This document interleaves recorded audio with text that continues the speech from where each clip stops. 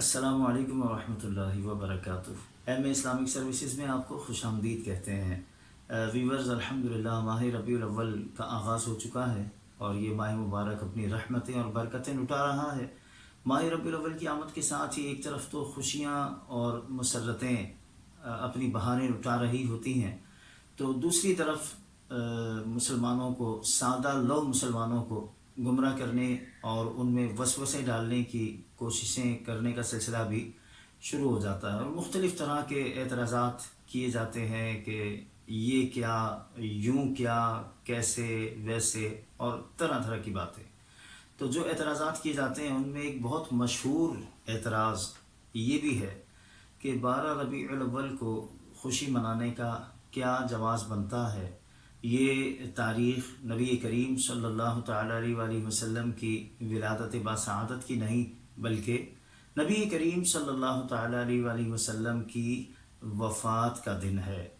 تو اس حوالے سے الحمدللہ یوٹیوب پر بہت سارے علماء اہل سنت کے کلپس بھی آپ دیکھتے ہوں گے، سنتے ہوں گے۔ مساجد میں اور محافل میں، جلسوں میں الحمدللہ علماء اہل سنت میلاد شریف کے حوالے سے بہت ہماری رہنمائی فرماتے رہتے ہیں۔ تو آئیے یہاں ایم اے اسلامک سروسز کی طرف سے بھی اس حوالے سے چند معروضات آپ کی خدمت میں پیش کرتے ہیں۔ پوری ویڈیو دیکھیے گا انشاءاللہ جل جلالہ۔ اللہ نے چاہا تو شیطان کا یہ وسوسہ جڑ سے کٹ جائے گا اور آپ بھی نبی کریم صلی اللہ تعالیٰ علیہ وآلہ وسلم کے میلاد پاک کی خوشیاں بالکل شرح صدر کے ساتھ منائیں گے انشاءاللہ۔ کسی قسم کا کوئی وسوسہ اللہ کی رحمت سے آپ کے دل میں باقی نہیں رہے گا۔ تو سب سے پہلے تو ایک بات اپنے ذہن نشین کر لیجئے کہ دیکھیں، تین چیزیں ہوتی ہیں۔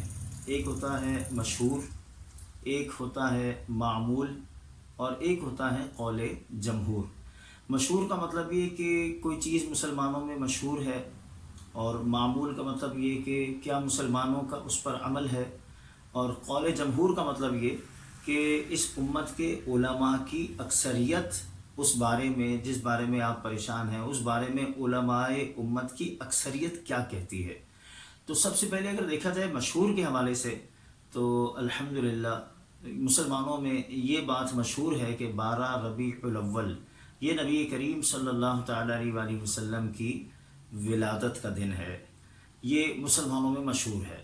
اچھا، پھر اگر ہم معمول کو دیکھیں تو آپ خود بھی اس کا مشاہدہ کرتے ہوں گے کہ دنیا بھر کے مسلمانوں کا اس پر عمل ہے کہ 12 ربیع الاول کو نبی کریم صلی اللہ تعالیٰ علیہ وآلہ وسلم کا میلاد مناتے ہیں، اور اس دن کو عید میلاد النبی صلی اللہ علیہ وسلم کے نام سے یاد کرتے ہیں، اور الحمدللہ دنیا بھر کے مسلمانوں کا اسی پر عمل ہے۔ حتیٰ کہ مکہ مکرمہ میں وہ مکان عالی شان جس میں نبی کریم صلی اللہ تعالیٰ علیہ وآلہ وسلم کی ولادت باسعادت ہوئی تھی، اس مکان عالی شان میں اہل مکہ کا یہ معمول تھا کہ وہ 12 ربیع الاول کی تاریخ وہاں حاضر ہوا کرتے تھے، اور نبی کریم علیہ السلام کی ولادت کی خوشی کا اظہار کیا کرتے تھے، اور آج بھی کرتے ہیں۔ دنیا بھر سے جو مسلمان وہاں ربیع الاول منانے کے لیے حاضر ہوتے ہیں، تو 12 ربیع الاول والے دن وہ مکان عالی شان پر ضرور حاضری دیتے ہیں، اور اس بات کو اپنے لیے باعث اعزاز سمجھتے ہیں کہ آج کا دن وہ مبارک دن ہے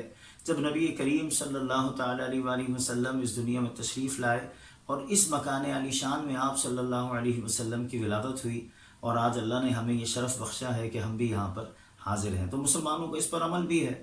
اور اگر بات کی جائے قول جمہور کی، تو ایمانداری کے ساتھ اگر بات کی جائے نا، تو ان 1400 سالوں میں علماء امت میں سے جس نے بھی اس حوالے سے کلام کیا کہ نبی کریم صلی اللہ تعالیٰ علیہ وآلہ وسلم کی ولادت کی تاریخ کون سی ہے، تو آپ یقین مانیے کہ علماء نے یہی لکھا کہ اگرچہ اختلاف ہے کہ کس تاریخ کو ولادت ہوئی، لیکن امت کی اکثریت اس بات پر متفق ہے کہ نبی کریم صلی اللہ تعالیٰ علیہ وآلہ وسلم کی ولادت باسعادت ربیع الاول کی 12 تاریخ کو ہوئی۔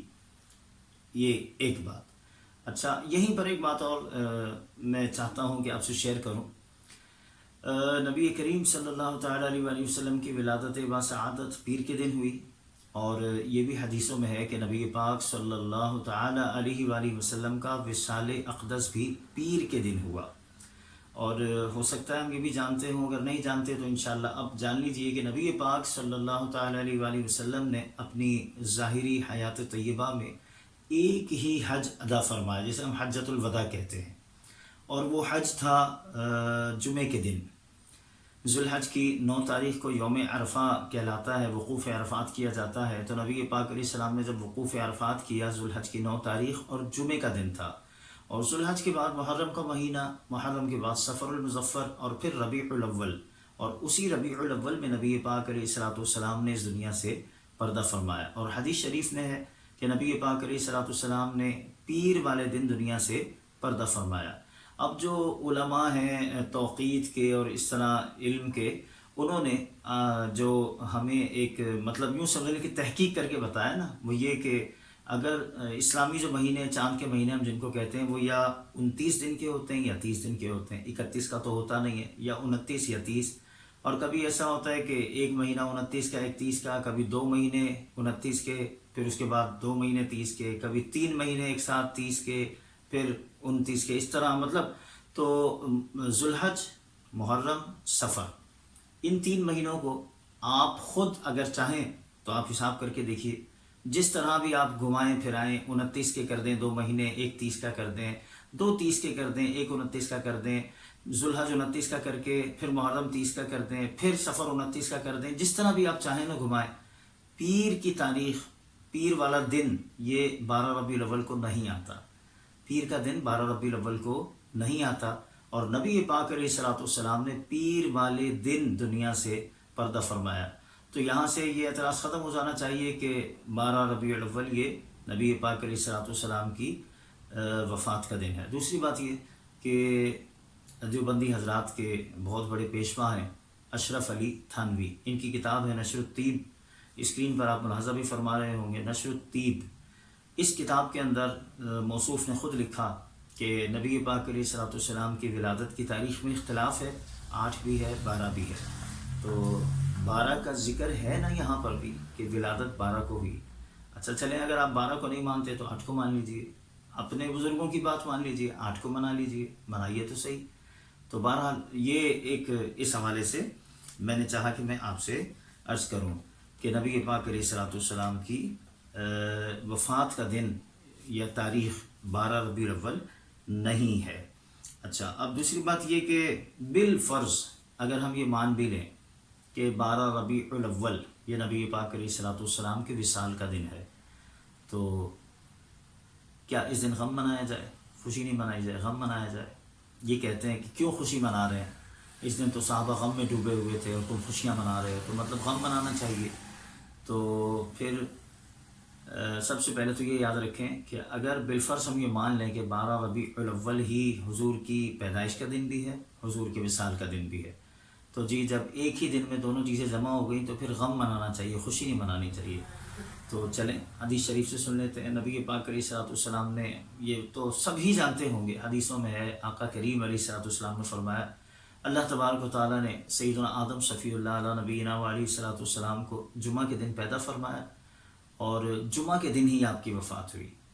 آدم علیہ السلام جمعہ کے دن پیدا ہوئے اور جمعہ کے دن آپ کی وفات ہوئی۔ اس کے باوجود نبی پاک علیہ السلام فرماتے ہیں کہ اللہ نے جمعے کے دن کو مسلمانوں کے لیے عید کا دن بنایا ہے۔ تو اب عید کس کو کہتے ہیں؟ یہ تو ہر ذی شعور سمجھتا ہے کہ عید کے معنی ہوتے ہیں خوشی کے۔ تو جمعہ کے دن آدم علیہ السلام کی وفات بھی ہوئی، آپ کی پیدائش بھی ہوئی، لیکن ہمیں حکم دیا گیا خوشی منانے کا۔ اس کا مطلب خوشی کی یادگار باقی رکھی جائے گی، غم کی یاد باقی نہیں رکھی جائے گی۔ اور یہ تو آسان سا ایک اصول ہے، ہر خاص و عام جانتا ہے کہ اگر کسی کا انتقال ہو جائے تو اس کے انتقال کے بعد 3 دن تک سوگ منانے کی اجازت ہے۔ 3 دن سے زیادہ سوگ منانا شریعت نے منع کیا، سوائے اس عورت کے جس کا شوہر انتقال کر جائے۔ فرمایا کہ اس کے لیے حکم ہے کہ وہ 4 مہینہ 10 دن اگر وہ حاملہ نہ ہو تو وہ سوگ منائے گی، عدت میں رہے گی۔ تو بہرحال نبی پاک علیہ السلام کی ولادت باسعادت کے ایام ہیں، خوشیوں کا موقع ہے۔